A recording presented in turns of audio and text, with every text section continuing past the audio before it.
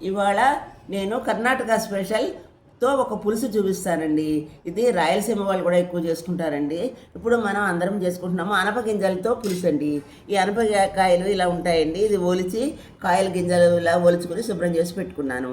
అలాగే 4 బీన్స్, చిక్కుడుకాయ ముక్కలు, ఆలుగడ్డ ముక్కలు, పచ్చిమిరపకాయలు పెట్టుకుని తగినంత ఉప్పు, అర చెంచా పసుపు పెట్టుకున్నాను. పొడి కోసము కొన్ని మిరియాలు, ధనియాలు, శనగపప్పు, మినపప్పు, జీలకర్ర, గసాలు, 2 ఎండుమిరపకాయలు పెట్టుకున్నాను. నిమ్మకాయ అంత చింతపండు కూడా పెట్టుకున్నాను.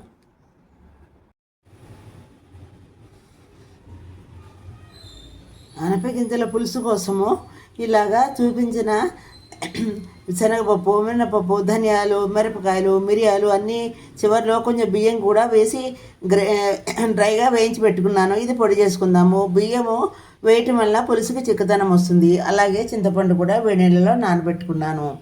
ఇప్పుడు అనపగింజలు ముక్కలు కలిపి కుక్కర్లో పెట్టుకుందాము. ఒక విజిల్ వచ్చాక ఆఫ్ చేసుకుంటాను.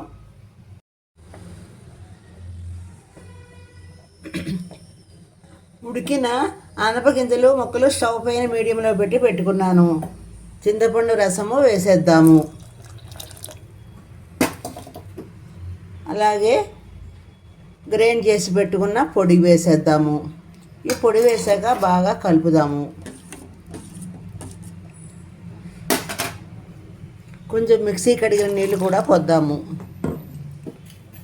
పచ్చిమిరపకాయలు, కరివేపాకు, కొత్తిమీర ఒక్కొక్కటి వేసేస్తున్నాను. ఒక్కొక్కటి వేసేసి ఒక 5 నిమిషాలు పులుసు మరిగించుకుందాము.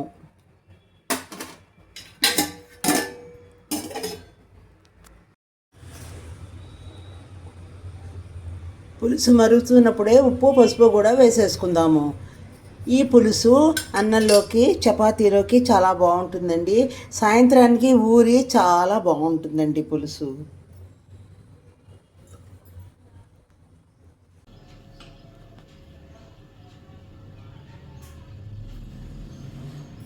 ఇవాళ మా ఇంట్లోనండి అనపకాయలతో అన్ని ముక్కలు వేసి పులుసు చేస్తున్నానండి.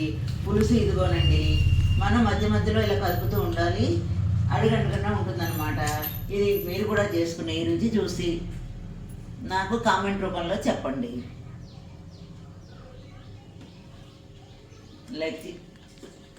లైక్ చేయండి, షేర్ చేయండి, సబ్స్క్రైబ్ కూడా చేయండి.